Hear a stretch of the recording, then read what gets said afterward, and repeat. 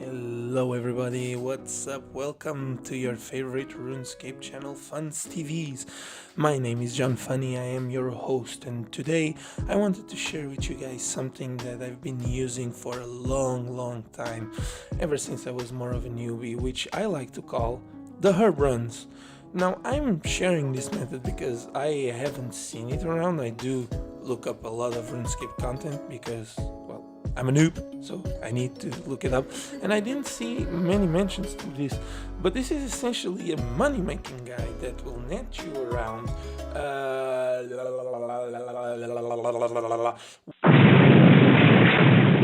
1.2 million in 5 minutes, so it's not that bad, right?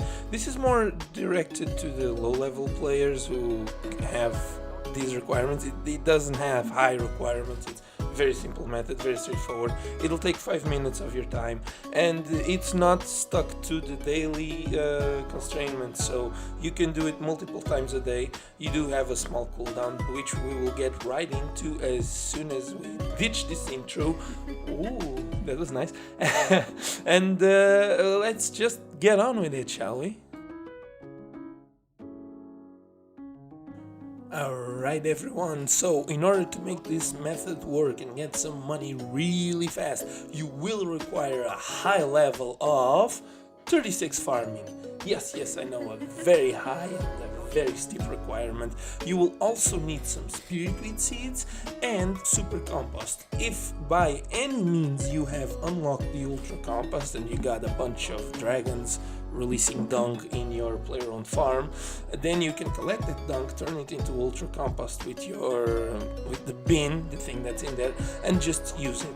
If you're going to buy it, I would not necessarily recommend it, since you can get super compost really easy and really for free. I'll show you how in a second. Okay guys, this is really simple. So as you can see in the clip, you just want to open your lodestone network.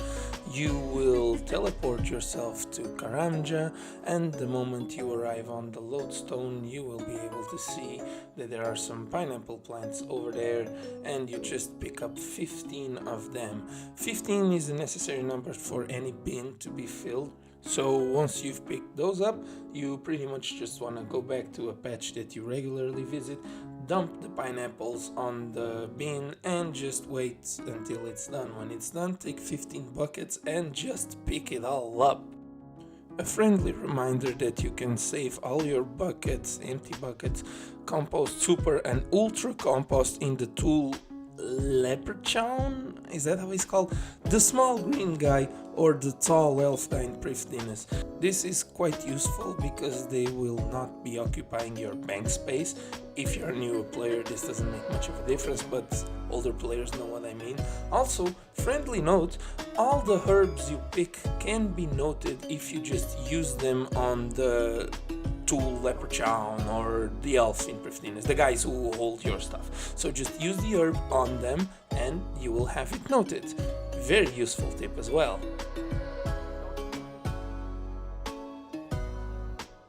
Alright everybody, now for one of the most important parts on this guide.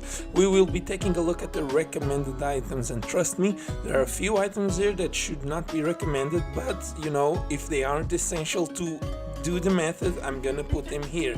However, I want to throw out a special mention to the Juju farming potion because it is absolutely a banger for this method.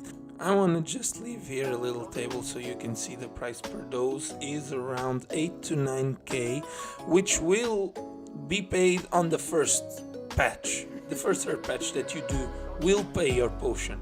So it is very much worth it, and I would recommend using it at all times. Now, about the rest of the items, boom, here they are.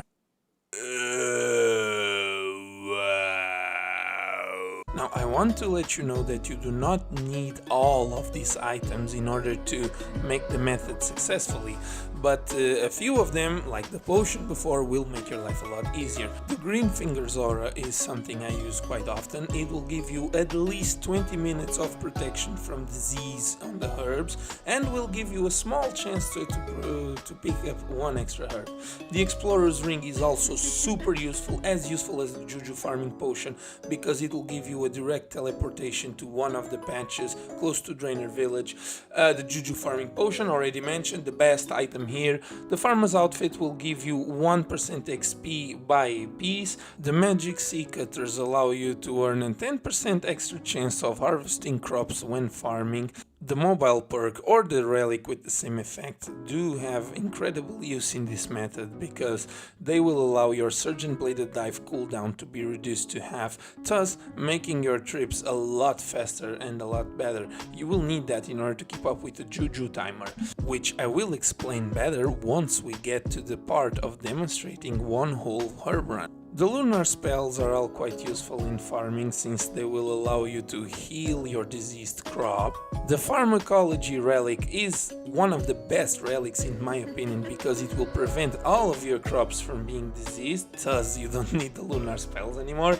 My Arms Big Adventure or the Plague's End quests both award 1 patch each. Special mention to My Arms Big Adventure, because the patch does not get diseased, so whatever you plant there does not get diseased. However, always use compost on it, super compost or ultra compost, because it will increase your yields. I didn't do this for a long time and I'd get really short yields from that patch because I didn't do it. While this Sword 1 allows you to teleport to the wilderness, where there is another patch, though I don't use it, the Mauritania or Ardoin achievements, I don't know how to pronounce it, are useful for a teleport to the Ectophile close to the Canifis patch. The Ultra Compost obviously will increase your yields and increase the prevention from disease from the crops, you know, that's the thing with the compost. The Grace of the Elves combined with the Luck of the Dwarves is always good. Not necessarily because you need to send your herbs back to the bank, but because you will get the chance of that certain spirit spawning, since this is a gathering skill. Alright, so for the next part of the video I will be teaching you how to do the herb runs. It's really simple. I'd recommend you to make a list of the teleports and locations you will be visiting during this run. Make it mentally or write it down if you're at first, because you know you have to memorize around from 5 to 7 places to go. Maybe more, maybe less, depending on your quests. My herb run list is on screen now, and as you can see I start on the Trollheim teleport. The reason I do this is because I activate the Juju potion right before I start picking up the crops, and then I run all the way down there using the Trollheim teleport, because I don't have the Livid Farm teleport, therefore making Trollheim the first location of my list more reasonable from an efficiency standpoint. With that being said, you should always try to use the potion at best. When you're doing 6 patches, it's already a bit tricky to run over. If you have lag or something, you're probably gonna have to use a Viswax for quick teleport. Keep that in mind as a useful tip. Overall, I think this is a really fun thing because you're not restricted by the daily limits. You can do this in 5 minutes and then you just decide, I'm gonna do 1 hour of ED3, Vindicta, whatever, 1 hour of PVM, and when you're done, because you're kind of like coordinating and spending your auras, you can come back here and do it again and it'll be ready for you again. So that's really nice, you know. I think this is a really cool method because you're not stuck on the daily thing like the Viswax. I love Viswax, but you can only do it once per day. So now on screen I'm going to price check my herbs after 1 herb run. I still have some Juju timers, so it took me around 5 minutes and I got 1.2 mil.